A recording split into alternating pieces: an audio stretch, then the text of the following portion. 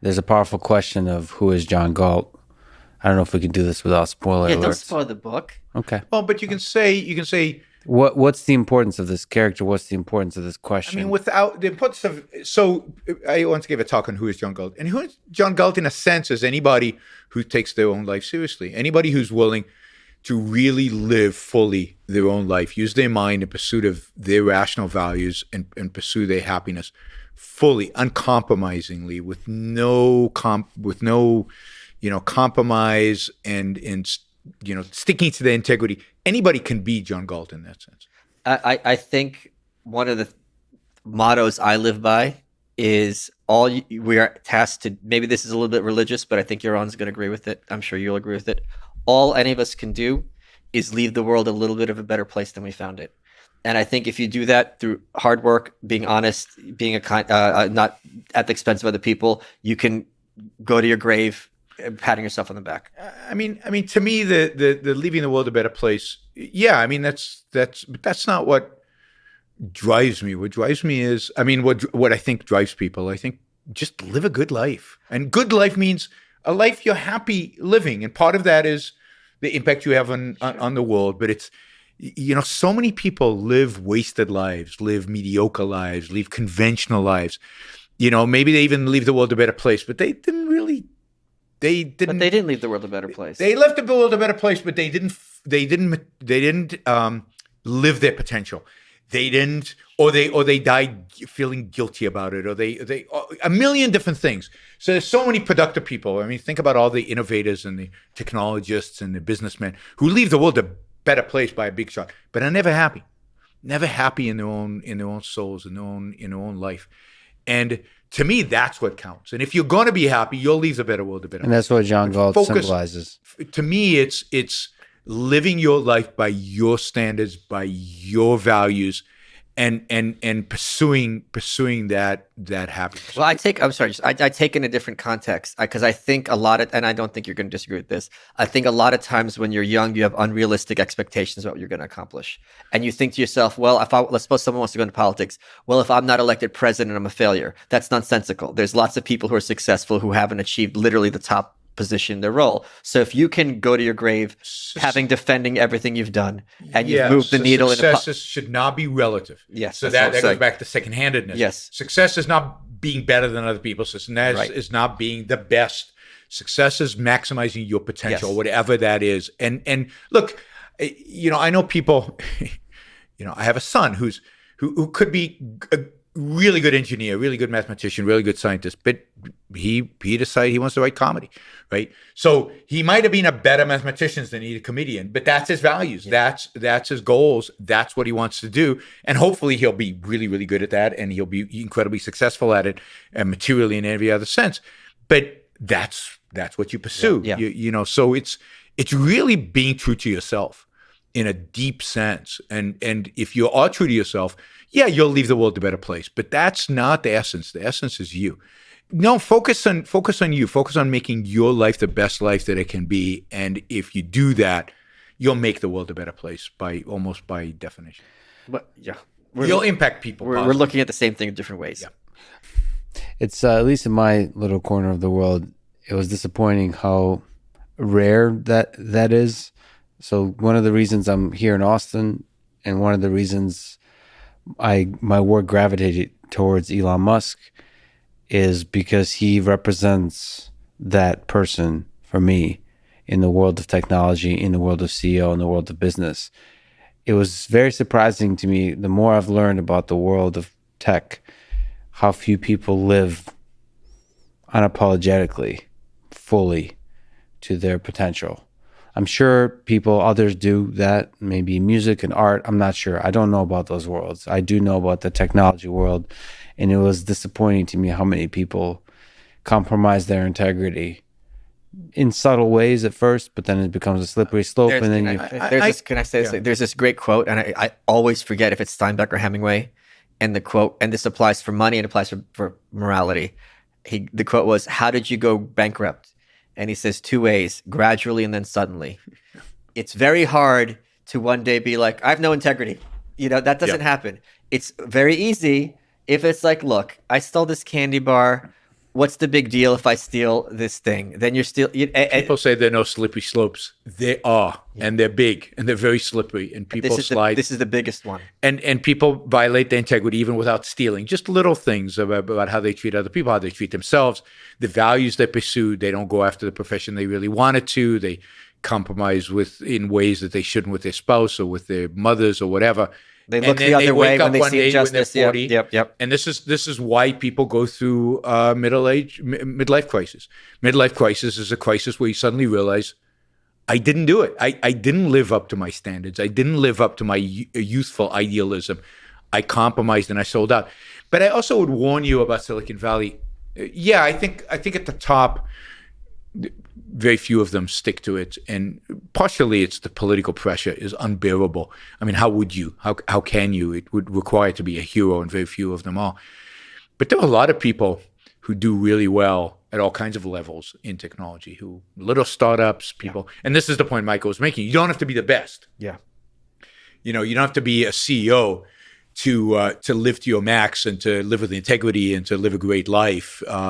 I know people who do, because they joined Amazon or whatever, have just made a life for themselves, an amazing life for themselves, and have done great work at Amazon, let's say, and then have lived a great life because of the opportunity that created for them. So I think there are more good people out there, but yes, one of the saddest things of growing up is notice, or even when you're a teenager and looking at adults and noticing how few of them actually live. I mean, are really alive in a sense of living their values and enjoying their life. And you start with your parents and you look across the people. Everybody lives such mediocre lives. Yeah, the other thing is they don't have to. That's what people don't appreciate. Particularly not in the world that we live in today that's so wealthy. And we all have so many opportunities, right? So by way of advice, what advice would you give to young people to live their life fully? I mean, Michael and I have talked about this, but it bears repeating. So if you look at John Galt, if you look at the highest ideals of of a life we could live, what advice would you give to a 20-year-old today, 18-year-old? Can I say, I think Rand would agree. When Rand was writing John Galt, she says, when you have this character's human perfection, you don't want to get too close. So he's a little bit of a vague character because she was aware that when you're dealing with day to day, it kind of, the shine comes off. Yeah. I think Rourke is a lot better character for a young person. Or Reardon. Yeah, but Rourke is all the entirety of the Fountain is Rourke. So, and Reardon is the one of several. We barely know John Galt. Yeah. So, but Rourke is someone where you could be like, okay. And what Rourke also gives young people is that's in the Fountainhead. The Fountainhead is the strength to persevere. Yeah. Because when you're young, you're going to have down times. There's going to be times when you're lonely. There's going to be times when you don't have a girlfriend. There's going to be times when you're out of work and you're thinking, holy crap, I'm falling between the cracks. I'm going to accomplish that. I'm going to be a failure. And he gives them the courage there's even a scene in The Fountainhead, which is this amazing scene. I love that it's not talked about enough, where basically Rourke is looking at one of his buildings and this little kid on a bicycle comes up to him and Yaron, please correct me. Yeah. And he's like, who built this? And Rourke said, I did. And the line is, Rourke didn't realize it, but he just gave that kid the courage to face a lifetime. And I think that is such a beautiful thing where you can find inspiration in this character. Don't become needlessly difficult. Don't start parroting his lines. You're not Howard Rourke and he's not a real person, but there's aspects of him that you can apply to your life. And here's something else. I'll give one example because this happened to me. When I was working at Goldman Sachs, I was doing tech support and my great-grandmother had passed away that year. And I promised my grandmother I would have I've told the story several times. I would have Thanksgiving dinner with her. I was working second shift 4 to midnight and we were a 24/7 help desk. And I got the schedule for the next week and I told my grandma I'm going to have lunch with her on Thanksgiving. And they had put me down from 4 to midnight the day before Wednesday, which is my normal shift, but then the day shift the next day. And I go to my boss, first I was second shift. I'm like, this Thanksgiving, I promised my grandma. And they're like, well, if you could find someone to fill this, we'll do it. And I asked everyone, they were like, no. And I said, I'm not coming in. And I 100%, not even a question. If I asked my grandmother, can we have dinner instead? She would have said yes. Yeah. But this was one of those moments, maybe this is from my huge ego, where I felt like I was in a movie and I'm making a choice. Am I going to ask grandma Or am I going to just bend the knee? And I go, I couldn't find anyone. And I go, I'm not coming in. And they go, if you're not coming in, you're fired. And I go, fire me. And they did fire me. And I have no regrets. And because if I compromised, I'd have money in my pocket. But since I didn't compromise, I could look at that story. Rand talks about how man is a being of self-made soul. I could look at that story, and next time I have a time where it's a tough decision, where there's really pressure, I could be like, you know what? This is the kind of person you are. Stick to it. I'll give one more example. Sorry, Yaron. I've given talks on networking, and I tell people, I like to use humor because humor is a great way to shortcut the brain and get the truth to them directly. I say, if you know someone is in town, it's their birthday and they're not doing anything, take them out. And I say, I do this for Rand reasons. I do it selfishly. And the audience laughs. And I go, you're laughing. But I go, the guy who takes people out for their birthday is awesome. That could be you. There's nothing stopping you. You're just not thinking in these terms. What's it going to cost you? $30? But for the rest of their life or a few years, that person will remember you and be like, you know what? This person did right by me. And I'll give you a concrete example which changed my life profoundly. Ted Hope, who was the producer of the film American Splendor, which starred my mentor, Harvey Pekar, sent an email to his firm that said, Harvey's in town with nothing to do. If you want to hang out with him, here's your chance. They worked at a film company, and I was the only one, I got the email, I wasn't working there, from a friend, who took him up on it. And as a consequence, Harvey wrote a graphic novel about me, Ego and Hubris, which is $250 on eBay now, and it moves at that. Not too shabby. The point being, you know what? Someone had a movie made about him. Someone is an interesting figure. Take the lunch and stay overtime for an hour. But so many people don't think in those terms, and there's so many opportunities for them. And so that's the advice I give. And I think it's also good to give advice via anecdote. So not only is the person getting the advice, they are learning why you got to that point. And maybe I'm wrong, but at least they've thought about it. Yeah, I mean, I agree with all of that. And I like the line, Ayn Rand's line about man as a self-made soul, is a creature of a self-made soul, is huge. And it's something most people don't realize. And it's something that modern intellectuals undermine. I mean, even somebody like Sam Harris, when you keep telling people they don't have free will, then you don't have a self-made soul. Because what is self-made? There is no self, according to Sam, right? He meditates and he sees that he doesn't have a self. So you're undermining the ability of people to take control over their own lives and make the kind of choices that are necessary to create the kind of moral character that is necessary for them to be successful. So I'd encourage people to go read Fountainhead and Atlas Shrugged, because put aside the politics, put aside even aspects of the philosophy, focus on these models. These are, How to Walk is a great model for all of us. It's a great story to have in your head, in your mind, when you encounter challenging choices that you might make. And then spend the time, and this is, I don't think I ever did this when I was young. I don't think people do this, but spend the time thinking about what your values really are. What do you love doing? What